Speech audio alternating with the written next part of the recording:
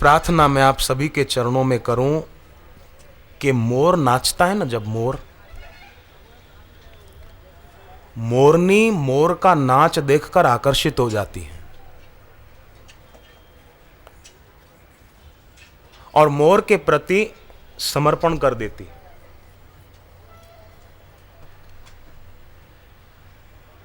पर मोर खुद अपने नाच की ओर आकर्षित नहीं होता, अपने पंखों की ओर आकर्षित नहीं होता। ध्यान देना कृपा करके।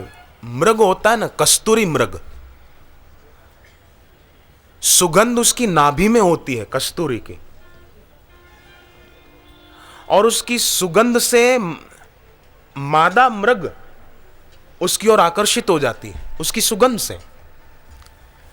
परंतु वो कस्तूरी मृग की सुगंध जो नाभि में है वो उसको भी आती है, खुद को भी आती है, और उसको ये पता नहीं होता कि ये सुगंध मेरी ही है। ये उसको ज्ञान नहीं होता। उसको लगता है कि सुगंध कहीं बाहर है, तो वो दौड़ता है इधर उधर, दाएं बाएं, पूर्व पश्चिम, उत्तर दक्षिण, ईशान वायव्य, नैऋत्य अग्नि, सब तरफ दौड़ता है। स्वयं की ओर ही नहीं आता कि सुगंध तो मुझ में है। गंदी घास को सूंघता है कि कहीं इसमें से तो सुगंध नहीं आ रही। मृग नाभि में सुगंधी, सूंघे वो घास गंदी, गंदी सड़ी हुई घास को सूंघता है कि शायद इसमें से आ रही है। नहीं नहीं, उसमें नहीं है, तुझसे ही आ रही है।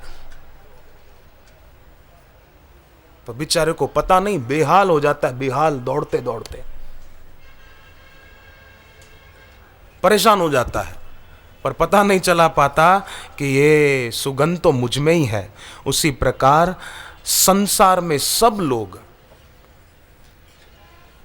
आनंद की गंध फिल्म से लेना चाहते हैं, आनंद की गंध किसी दृश्य से लेना चाहते हैं, आनंद की सुगंध किसी स्वाद से लेना चाहते हैं, आनंद की सुगंध किसी से मिलकर लेना चाहते हैं, हालांकि अपने में है। कस्तूरी मृग की नाभि में कस्तूरी है, जबकि वो सूंघ रहा है बाहर। ऐसे ही है भीतर और ढूंढते हैं बाहर। तो कृपानाथ फिर से प्रार्थना करूं कि 11वीं दिशा जो भीतर की ओर आती है उधर हम पहुँचे ध्यान के द्वारा। और ध्यान मन या बुद्धि का काम नहीं है, वो बुद्धि के पार है। और उसके लिए प्रथम कदम उठाना है कि हमेशा आनंद में रहना है, प्रसन्न रहना है, चिंता को त्यागना है, विषाद को अलविदा कहना है। और दूसरा कदम है इस ध्यान के लिए अहम से रहित होना है। नहीं तो कई बार कई ध्यान करने वाले मैं ध्यान करता हूं। एक आदमी बोलता था कि मैं श्वासोश्वास की गिनती करता हूं ना, तो 300 तक गिनती कर लेता हूं, 300 तक। तुम कितनी कर पाते हो बताओ?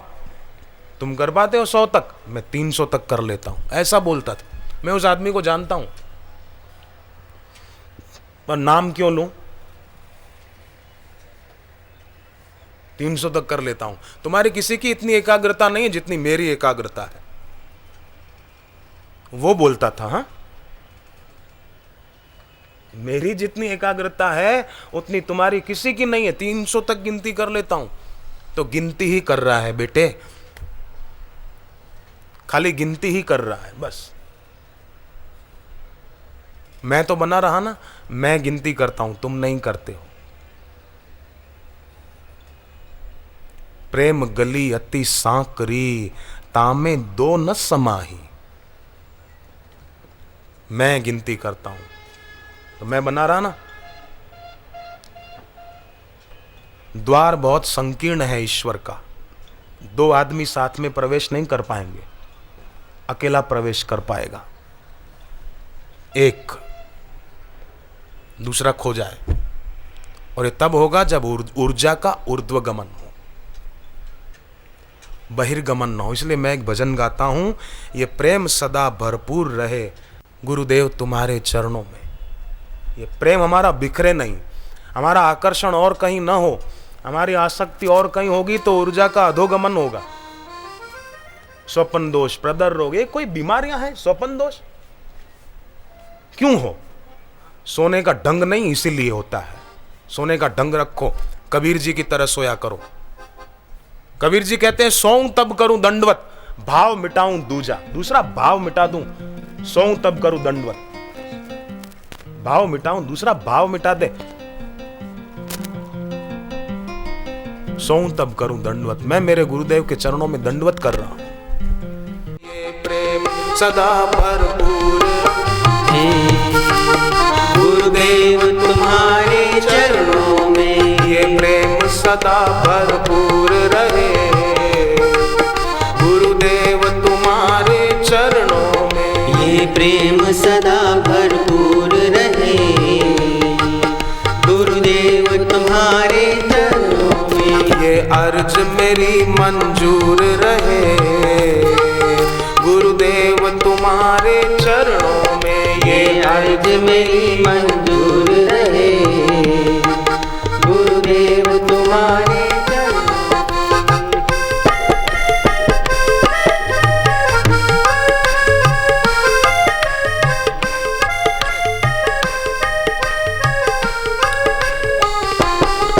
सांसों में तुम्हारा नाम चले, मेरे मन में प्रेम की ज्योत जले। सांसों में तुम्हारा नाम रहे, मेरे मन में प्रेम की ज्योत जले। मेरे मन में प्रेम की ज्योत जले। मेरे मन में प्रेम की ज्योत जले।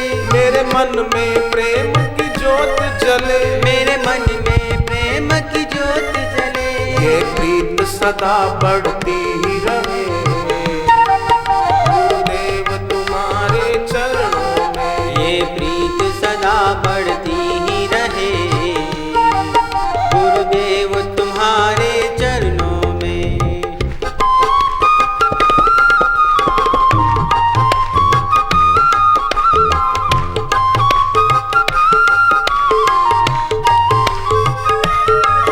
भोगों से सदा हम दूर रहे, भक्ति से सदा भरपूर रहे। भोगों से सदा हम दूर रहे, भक्ति से सदा भरपूर रहे। भक्ति से सदा भरपूर रहे। भक्ति से सदा भरपूर रहे।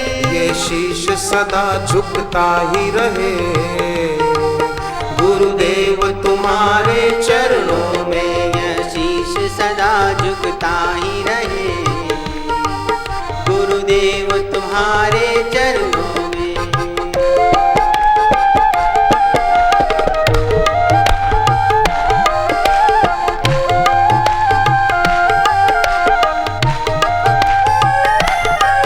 आंखों में बसी तेरी सूरत हो, मेरे मन में बसी तेरी मूरत हो। आँखों में बसी तेरी सूरत हो, मेरे मन में बसी तेरी मूरत हो। मेरे मन में बसी तेरी मूरत हो। मेरे मन में बसी तेरी मूरत हो। मेरा तन मन सब अर्पण ही रहे गुरुदेव तुम्हारे चरणों में। मेरा तन मन सब अर्पण ही रहे गुरुदेव तुम्हारे चरणों में।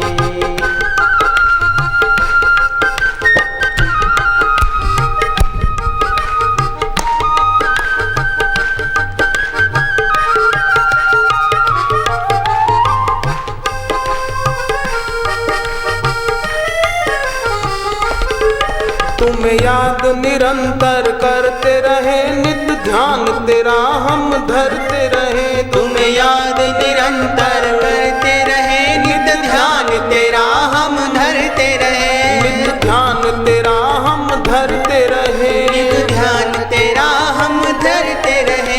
ये श्रद्धा हमारी अटल रहे गुरुदेव तुम्हारे चरणों में। ये श्रद्धा हमारी अटल रहे गुरुदेव तुम्हारे चरणों में। इस सर पे तुम्हारा हाथ रहे, जीवन भर तेरा साथ रहे। इस सर पे तुम्हारा हाथ रहे, जीवन भर तेरा साथ रहे। जीवन भर तेरा साथ रहे, जीवन भर तेरा साथ रहे। मेरी श्रद्धा भक्ति बढ़ती रहे, गुरुदेव तुम्हारे चरणों में। मेरी श्रद्धा भक्ति बढ़ती रहे, गुरुदेव तुम्हारे चरणों में।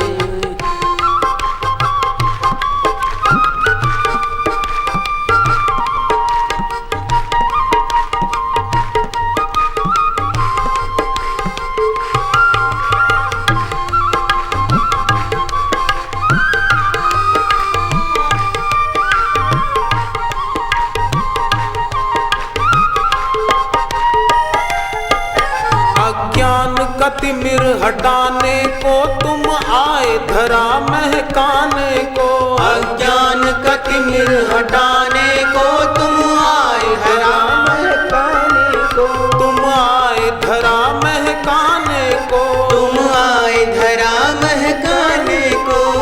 नमन सदा करते ही रहे, गुरुदेव तुम्हारे चरणों में। हम नमन सदा करते ही रहे, गुरुदेव तुम्हारे चरणों में। गुरुदेव तुम्हारे चरणों में। गुरुदेव तुम्हारे चरणों में। गुरुदेव तुम्हारे चरणों में। ओ गुरुदेव तुम्हारे चरणों में। तो ध्यान वो सब दुखों को, कष्टों को मिटाने का सरलतम उपाय है। देखो, दिया होता है मिट्टी का, पर ज्योति मिट्टी की नहीं होती है, ज्योति आकाश की होती है। उसी प्रकार देह है मृणमय, पर चिन्मय है हमारा स्वरूप। तो रोज उस चिन्मय स्वरूप का ध्यान किया जाए। और ध्यान के लिए प्रथम कदम है आनंद में रहना। किसी को थप्पड़ मारकर आंखें बंद करके बैठोगे, ध्यान नहीं लगेगा। किसी को डांट कर, फटकार कर, किसी पर क्रोध करके, आंखों से अंगारे बरसा के हम ध्यान करने बैठेंगे तो ध्यान नहीं लगेगा। तो प्रथम कदम आनंद में रहना। दूसरा कदम अहंकार से रहित होना। आंधी चलती है ना, आंधी, बड़े बड़े पेड़ धराशायी हो जाते हैं, पर छोटे छोटे पौधे होते हैं ना, वो धराशायी नहीं होते, वो थोड़े झुक जाते हैं, हवा के रुख के साथ थोड़े नम जाते हैं। और आंधी चली जाती है आगे को, वो फिर सीधे हो जाते हैं, नम जाते हैं, थोड़ा कड़े होकर अकड़े नहीं रहते। और बड़े बड़े वृक्ष जो अकड़े रहते हैं, धड़ाक धुम धराशायी हो जाते हैं। देखा होगा 2-3 दिन पहले जो आंधी आई थी। तो दूसरा कदम ध्यान के लिए अहम रहित होना, घास के तिनके की तरह नम्र हो जाना। हाँ, कोई दुष्ट दुराचारी है तो वहां फिर राम काज लगी तव अवतारा, सुनत ही भयउ पर्वताकारा, सिंह नाद करी 12 लीलही नागहु जल निधि खारा। वहां फिर सिंह नाद करे, वहां फिर नहीं हम तो नम्र हैं, आपको जो करना हो कीजिए, हम तो कुछ नहीं करेंगे, हमने तो नियम लिया है नम्रता, अहिंसा परमो धर्म। नहीं,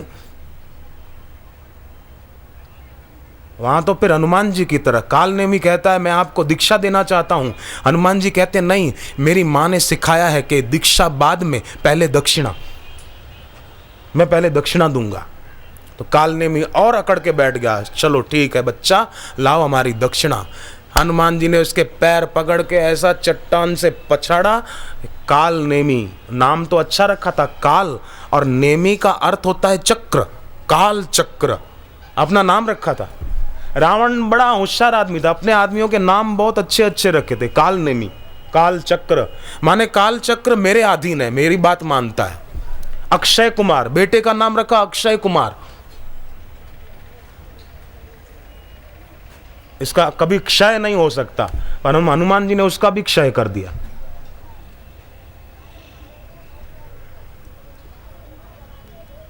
खैर, बात आती है ध्यान के लिए दूसरा कदम अहम रहित होना, और ध्यान के लिए तीसरा कदम है सजग बनना, सजाग रहना। आप कपड़े धो रहे हो, कपड़े धोना भी ध्यान हो सकता है। उस समय भी आप पाएंगे कि बाहर कपड़े धुल गए और भीतर हृदय साफ हो गया। अपने कपड़े धो रहे हैं आप,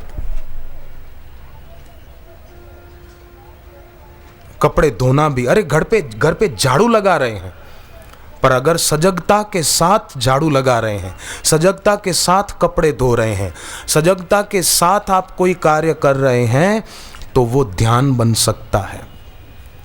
देखो मन जो है ना, मन वो हमारा बीता हुआ कल है, वो वर्तमान और भविष्य को नियंत्रित करने का प्रयास करता है। मन माने वर्तमान में व्यक्ति बीती हुई बातें सोचेगा, भविष्य की कल्पना करेगा, तो वर्तमान का दुरुपयोग हो गया। वर्तमान का सदुपयोग नहीं हुआ तो वर्तमान ही भूतकाल बनता है।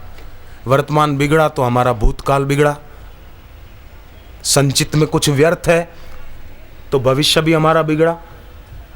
पर जो वर्तमान को सजगता से सार्थक कर लेता है तो उसका भविष्य भी बहुत सुंदर हो जाता है। इसलिए मैं सभी के चरणों में हाथ जोड़ के प्रार्थना करूं कि आप और हम कभी भी अतीत को याद न करें। परमहंस योगानंद से उनके शिष्य ने पूछा कि मैं अपने काम में सफल नहीं हो पाता हूं, क्यों? बोले तुम अतीत को ज्यादा याद करते हो, बीती हुई बातों को ज्यादा याद करते हो, इसीलिए। तो अतीत को याद करना यह हमारी गरिमा के विरुद्ध है, हमारे गौरव के विरुद्ध है। हम किस गुरु के शिष्य हैं?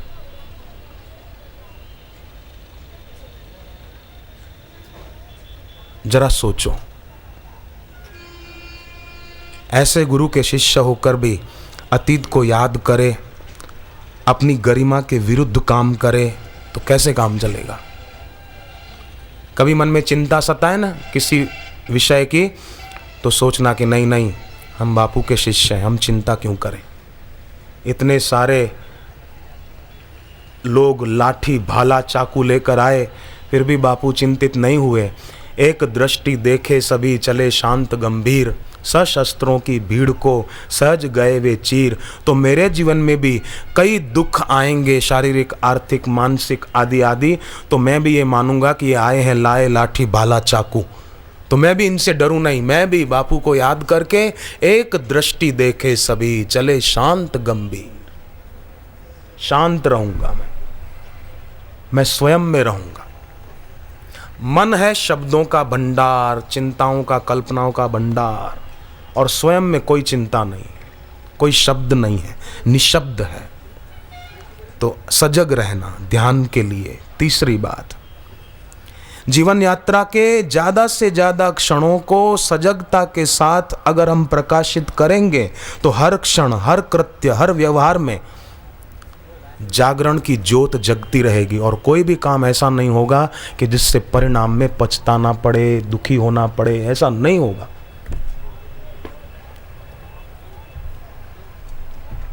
संभव ही नहीं है। आप रात को कहीं जा रहे हैं पर प्रकाश टॉर्च हाथ में है, तो खड्डे में गिर नहीं सकते, कांटा चुभ नहीं सकता, सुरक्षित अपने गंतव्य तक पहुंच जाएंगे। उसी प्रकार हमारे जीवन में हम सजाग रहेंगे तो जरूर जागरण की ये दिव्य ज्योति हमें पतन की खाइयों से बचाएगी, विकारों के कांटों से बचाएगी। जागरण की ज्योत, ये सच्चा जागरण है। बाकी विशाल नौवां देवी का जागरण क्या कर रहे हैं? जागरण में फिल्म की तर्ज पर बने हुए गाने गा रहे हैं। किस काम के ये गाने? मां मुरादें पूरी कर दे, हलवा बांटूंगी, तेरा हलवा नहीं चाहिए, तेरे पास रख, बड़ा महंगा पड़ता है हलवा माता जी को, हलवा बांटूंगी, नहीं चाहिए तेरा हलवा, तेरे पास रखना। मंदिर में लोग जूते बाहर उतार कर जाते हैं, क्यों? चप्पल बाहर उतार कर जाते हैं, क्यों? कि मंदिर अपवित्र हो जाएगा, इसलिए जूता बाहर उतारो। पर मैं तो कहूं, और बुजुर्ग संतों से भी मैंने सुना है, कभी जूते पहनकर चले गए तो मंदिर अशुद्ध नहीं होगा, पर ज्यादा भिखारी की तरह अपनी मांग लेकर मंदिर में गए तो मंदिर ज्यादा अशुद्ध होगा आपकी मांग के कारण। क्यों मांग रखना? मंदिर में जाओ, गुरु के सामने जाओ तो अनुग्रह के भाव से भर जाओ कि तुमने इतना दिया है, जो पहले दिया है वही कम नहीं है। अनुग्रह से भर जाएं हम केवट की तरह। अब कछु नाथ न चाहिए मोरे, हे मेरे नाथ अब मेरे को कुछ नहीं चाहिए। अब कछु नाथ न चाहिए मोरे, दीन दयाल अनुग्रह तोरे। मांग क्यों रहे? विवेकानंद के पिताजी जब शरीर छोड़ चुके थे, उन दिनों की बात है, पिताजी थोड़ा कर्जा छोड़ के गए थे, घर की हालत बड़ी खराब थी। तब विवेकानंद कॉलेज में पढ़ते थे, बाकी के टाइम पे थोड़ा काम करते, कुछ पैसा कमाते, तो इतना ही कमा पाते कि पढ़ाई का खर्च निकले और घर पे केवल एक व्यक्ति का अनाज आए, या तो मां खाए या विवेकानंद खाए। विवेकानंद मां को कहते, मां मेरे दोस्त ने मुझे आमंत्रण दिया है, मैं उसके घर खा के आता हूं, इधर तू खा ले। बाहर जाकर थोड़ा घूम फिर कर आ जाते, मां को कहते, मां मैं खा के आया। ऐसा करके भूखे रह जाते थे। ये हालत थी स्वामी विवेकानंद जी की, जिनकी जय जयकार आज दुनिया कर रही है। अब ध्यान दे, क्यों जय जयकार कर रही है दुनिया, क्यों आज उनका नाम आदर से लिया जाता है। रामकृष्ण परमहंस को पता चला, उन्होंने विवेकानंद को बुलवाया और कहा कि बेटे, तब उनका नाम नरेंद्र था ना, बेटे तुम्हारे घर में इतनी तकलीफ है तो तुम माँ से कुछ मांग क्यों नहीं लेते? जाओ मंदिर में जाओ, माँ से मांगो कि माँ हमारे घर में बहुत तकलीफ है, पैसे की कमी है, बहुत बहुत, माँ थोड़ी कृपा कर दो, हमारे घर पैसा आ जाए। अब देखो स्वामी विवेकानंद की सोच। मंदिर में गए, 5 मिनट बीते, 10 मिनट बीते, 20 मिनट बीते, 1 घंटा बीत गया, 1.5 घंटा बीत गया, आए नहीं। तो रामकृष्ण देव ने सोचा कि अभी तक ये बाहर क्यों नहीं आए मंदिर से, क्या हुआ? गए तो देखा विवेकानंद जी की आंख बंद है और आंखों से आंसू बह रहे हैं। रामकृष्ण देव बाहर आकर बैठ गए। जब थोड़ी देर के बाद विवेकानंद बाहर आए तो पूछा, क्यों बेटे, मां से मांग लिया न सब कुछ? बोले नहीं मांगा। क्यों? बोले न जाने क्यों, उस विराट के आगे मेरा क्षुद्र भी खो गया, मुझे मांगने की इच्छा ही नहीं हुई, मैं भूल ही गया कि मुझे कुछ मांगना है, मैं तो केवल अनुग्रह से भर गया था उनके पास। और याद रखना आप भी, मेरी सभी के चरणों में प्रार्थना है, आशीर्वाद गुरु से मांगने की चीज नहीं है, गुरु की उपस्थिति ही गुरु का आशीर्वाद है। उनकी उपस्थिति ही आशीर्वाद है। और मांग न रखो, देखो वो उपस्थिति कितना काम करती है, देखो वो दृष्टि कितना काम करती है। हम अपनी क्षुद्र मांग रखकर विराट को धकेल देते हैं, वो विराट को भरना चाहते हैं, हम क्षुद्र की चाह से दबे रहते हैं।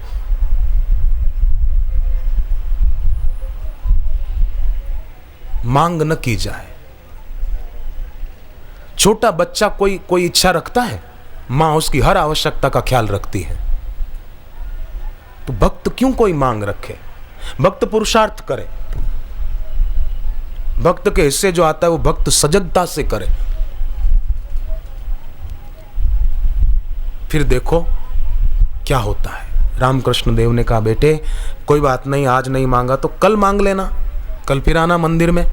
अगले दिन आए, फिर वही स्थिति। रामकृष्ण देव ने पूछा, मांगा? बोले नहीं मांगा। क्यों?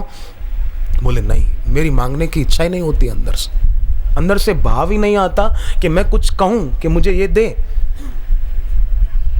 मैं तो अंदर जाते ही, मां के सामने जाते ही अनुग्रह के भाव से भर जाता हूं कि कितनी कृपा है, कितनी कृपा है, कितनी कृपा है। कि ठीक है बेटे कल आना। ऐसा 3 दिन तक हुआ, पर 3 दिन में से एक दिन भी विवेकानंद ने मां से कुछ नहीं मांगा, कुछ नहीं मांगा, कुछ नहीं मांगा। तो आज दुनिया जानती है कि विवेकानंद जी को किस चीज की कमी पड़ी। क्यों मांग रखी जाए, क्यों सोचा जाए?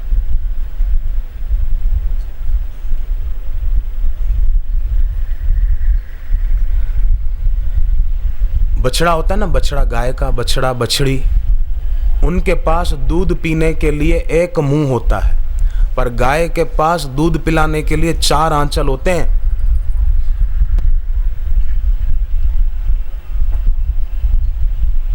और भगवान तो चाहते हैं, भगवान ने खुद जब विभीषण रावण के त्रास से त्रस्त होकर राम जी के पास आया था, तब राम जी ने विभीषण को पानी से तिलक करके कहा था, लंकेश। विभीषण कहते हैं मेरी इच्छा नहीं राजा बनने की, राम जी कहते तुम्हारी इच्छा नहीं है तो क्या है, मेरी इच्छा है तुमको राजा बनाने की। तो विभीषण कहते हैं सुख संपत्ति परिवार बढ़ाई,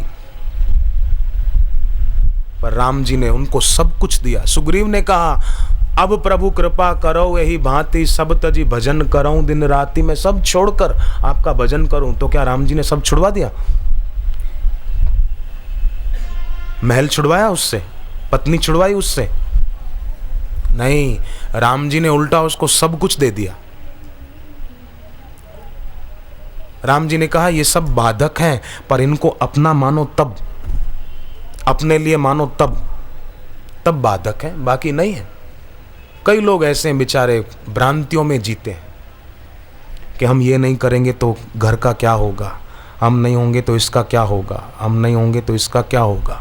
जैसे गरुड़ आए, भगवान राम नागपाश में बंध गए थे और गरुड़ के आते ही नाग भाग गए, कुछ नागों को गरुड़ जी स्वाहा कर गए। तो गरुड़ बैठे बैठे सोचने लगे कि भव बंधन ते छूटहि नर जपी जाकर नाम, खर्ब निशाचर बांधेहु नागपाश सोई राम। जिसका नाम लेने से जीव भव बंधन से छूट जाता है और वो भगवान नागपाश में बंध जाए एक राक्षस के द्वारा, क्या ये भगवान है? संशय के सांप ने गरुड़ को काट खाया तो क्या हुआ? अशांति बढ़ने लग गई। तो जहां व्यक्ति के मन में संशय आता है, अश्रद्धा आती है, वहां अशांति बढ़ जाती है। पर जहां संशय नहीं होता, जहां मन खो जाता है, जहां मन मिट जाता है, वहीं से ध्यान शुरू होता है। क्योंकि ध्यान कोई उपलब्धि नहीं है, वो तो स्वभाव है, स्वभाव। ध्यान दें कृपा करके, ध्यान कोई उपलब्धि नहीं है हम करेंगे तो हो जाएगा, वो तो स्वभाव है, केवल जरा सा मुड़ जाना है बस।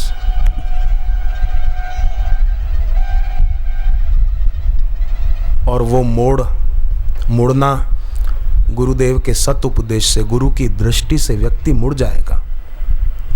जब व्यर्थ चिंतन से रहित होंगे ना, तो पाएंगे कि हमारी ऊर्जा केंद्र की ओर गतिशील हो रही है, ऊपर की ओर उठ रही है।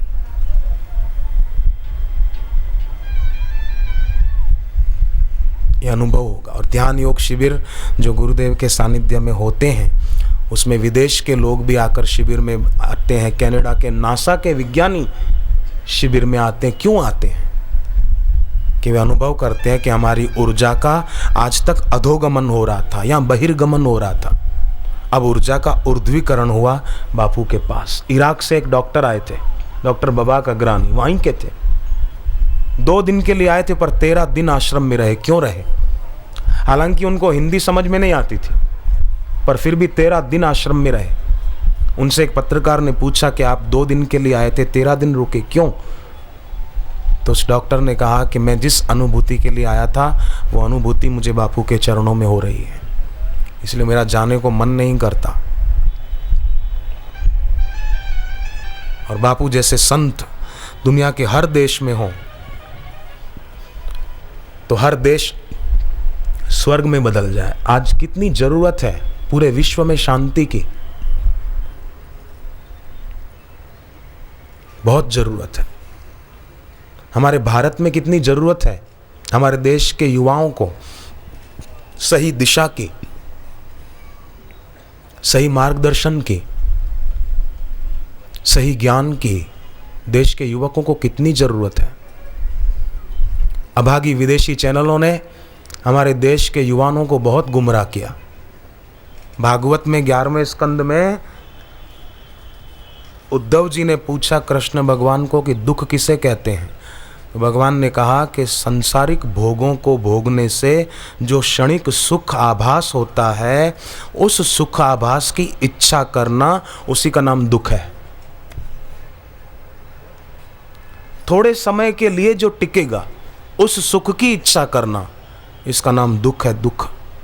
पर जो भक्त होते हैं उनको संसार का दुख तो निरर्थक लगता है, पर संसारिक सुख जो थोड़ी देर के लिए टिकता है वो सुख भी भक्त को निरर्थक लगता है। भक्त का जीवन बहुत ऊंचा होता है। एक सेठ जी थे, पानी में डूब रहे थे, कई लोग खड़े खड़े देख रहे थे, कोई बचाने नहीं आ रहा था। एक जवान आया, उसने आवाज सुनी, बचाओ बचाओ सेठ की, दौड़ता हुआ छलांग लगाकर सेठ को पकड़ के ले आया। सेठ ने अपनी जेब में से 2 पैसे का सिक्का निकालकर उस बचाने वाले को दिया और कहा कि ले तेरा इनाम, तूने मेरी जान बचाई, धन्यवाद धन्यवाद। वो जवान तो देखता ही रह गया, 2 पैसे का सिक्का। लोग देखकर हंसने लगे। लोगों ने कहा हमको पहले ही पता था, इसलिए तो हम इसको बचा नहीं रहे थे, हमको पता था ये कैसा है। इतने में एक महात्मा आए, उन्होंने कहा कि बेटे, जवान को कहा बचाने वाले को कि तू चिंता मत करना, इतने बड़े सेठ को तूने बचाया और तुझे 2 पैसे मिले इनाम में, इसके जीवन की जितनी कीमत है ना, ये इतना ही तेरे को दे रहा है। 2 पैसे का आदमी है, इसके जीवन की कीमत 2 कौड़ी है, 2 कौड़ी। ये अपना जीवन बर्बाद कर रहा है, न भगवान नाम जप करता है, न साधना करता है, न ध्यान करता है, न सुमिरन करता है। ये बर्बाद कर रहा है अपना जीवन, नष्ट कर रहा है अपना जीवन। जिस समय को संभाल के रख नहीं सकते, जो समय बीत जाने पर लौट के नहीं आएगा, करोड़ों रुपया खर्च करने पर भी जो श्वास मिल नहीं सकते, ऐसी कीमती सांसों को ये यूं ही बर्बाद कर रहा है। इसकी कीमत जो है वही दे रहा है। अब देखो, दूध है, दूध है धरती का अमृत, गाय का दूध है ना, वो अमृत है, अमृत। और ऐसे गाय के दूध को लोग मैला करके पीते हैं, चाय मिला देते हैं, उसमें कॉफ़ी मिला देते हैं, कोई बॉर्नवीटा मिला देते हैं, कोई कुछ बूस्ट मिला देते हैं, कोई कुछ मिला देते हैं, दूध को मैला करके पीते हैं, मैला। आकाश से कोई देवी देवता आए ना अगर धरती पर, तो वो कुछ खाएंगे नहीं, पर देसी गाय का दूध जरूर पिएंगे, उसको अमृत मानते हैं देवता लोग। और ऐसे अमृत तुल्य दूध में लोग चाय और कॉफ़ी और कुछ का कुछ मिलाकर उसको मैला करके पीते हैं। कीमती सांसों को यूं ही खर्च कर देते हैं। 3.5 इंच की जीभ को मजा दिलाने के लिए 3.5 हाथ का शरीर बिगाड़ देते हैं। क्या कहा जाए, सत्संग नहीं है इसीलिए, कुसंग का प्रभाव है इसीलिए। इंद्रियां घोड़े हैं, घोड़े, लगाम ढीली छोड़ दी तो ये घोड़े न जाने कहां ले जाके गिराएंगे, पता ही नहीं चलेगा। घोड़े तो बेचारे घोड़े हैं, उनको होश तो है नहीं, और हम भी होश में नहीं रहेंगे, चलाने वाला खुद बेहोश रहेगा तो कैसे काम चलेगा। एक आदमी घोड़े पर बैठकर जा रहा था, तेज घोड़ा दौड़ रहा था, पेड़ की एक डाल नीची थी, टकराया, उसका सिर गिर पड़ा नीचे, घोड़ा आगे निकल गया। फिर लौट के आया, अपने मालिक को संभालने के लिए घोड़ा नीचे बैठा, वो घोड़े सवार उस पर बैठ गया, घोड़ा उसको हॉस्पिटल ले गया। पर आपको आश्चर्य लगेगा सुनकर, पहले तो ये आश्चर्य लगेगा कि घोड़ा हॉस्पिटल ले गया, पर आप सुनिए, घोड़ा उसको उस हॉस्पिटल ले गया जहां कभी वो मालिक घोड़े को ले जाता था, पशु चिकित्सक के पास ले गया। संसार में जिसका भी संग करोगे वो वहीं ले जाएगा जहां वो खुद जाता है। इसलिए संग उनका करें जो खुद अपना इलाज कराने की जगह पर जाते हो, जो खुद इलाज कर रहे हो, अविद्या को दूर करने का, भवरोग को मिटाने के रास्ते जो चल रहे हो, ऐसे भक्तों का संग कीजिए। ऐसी पुस्तकें ही पढ़िए। ऐसा नहीं कि हरिद्वार आए हैं, ऋषिकेश आए तो चलो जरा किताबों का ढेर इकट्ठा कर लिया जाए। नहीं नहीं, मुझे एक ज्योतिषी ने कहा आपकी जन्मपत्री मंगाओ घर से।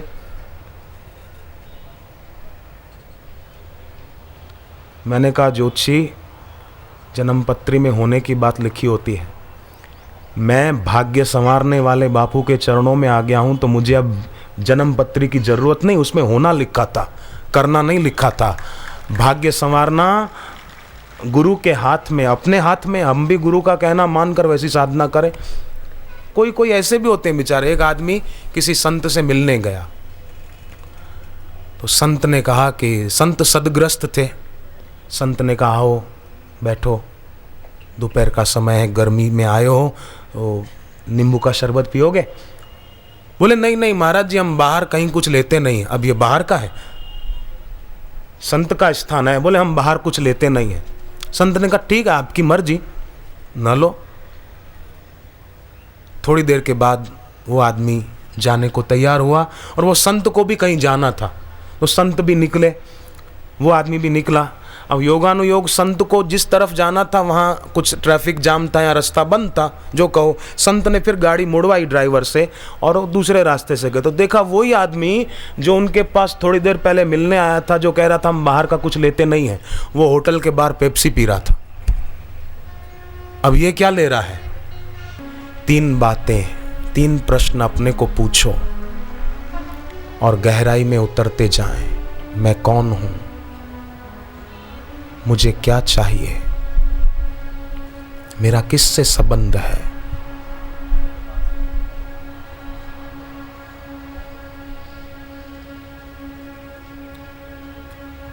गहराई से प्रश्न अगर पूछोगे तो गहराई से उत्तर आएगा।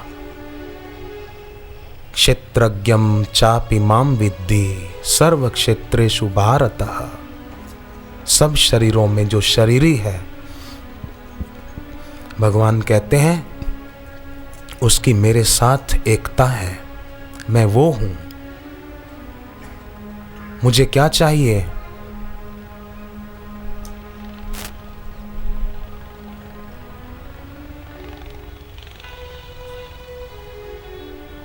कुछ नहीं। संतुष्ट सततम योगी। जहां संतोष आया वहां काम नष्ट हुआ, जहां संतोष आया वहां ऊर्जा का ऊर्ध्वीकरण शुरू हो गया।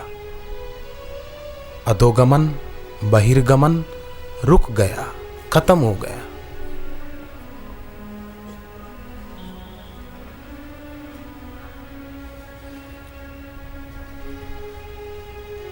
कभी कभी बीच बीच में जीभ तालों में लगाते, जीभ को थोड़ा सा गोल करके ऊपर तालों में लगा दें।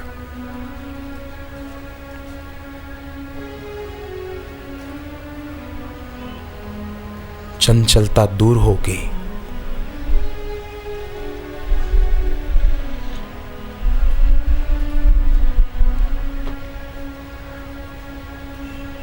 मन की आंखों के सामने कोई वस्तु व्यक्ति न रहे, रहें तो केवल गुरुदेव, जिनसे हमारा शाश्वत संबंध है। मौत भी जिस संबंध को तोड़ नहीं सकती, मौत जिस संबंध को क्षत विक्षत नहीं कर सकती,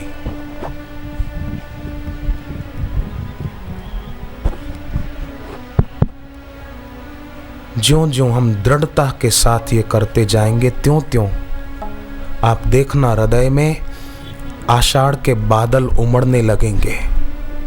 जैसे बाहर के आकाश में बादल धीरे धीरे जब उमड़ते हैं और एकदम सघन रूप लेते हैं, तो फिर बरसात शुरू हो जाती है। बादल घनीभूत रूप ले लेते हैं, बिजली चमक जाती है, बरसात शुरू हो जाती है।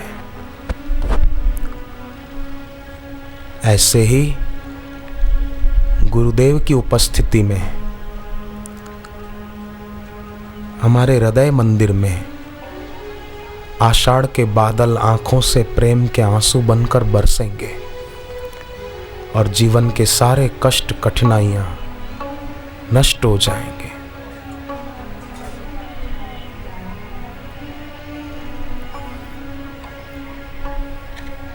कोई भी फालतू विचार अगर आ जाए तो उसको देखना, बस उसके बारे में सोचना मत। ऐसा करें तो, इधर जाएं तो नहीं, सोचना नहीं, केवल देखना। देखने से अपने आप वो खत्म हो जाएंगे, हम निर्भर हो जाएंगे। केवल देखो।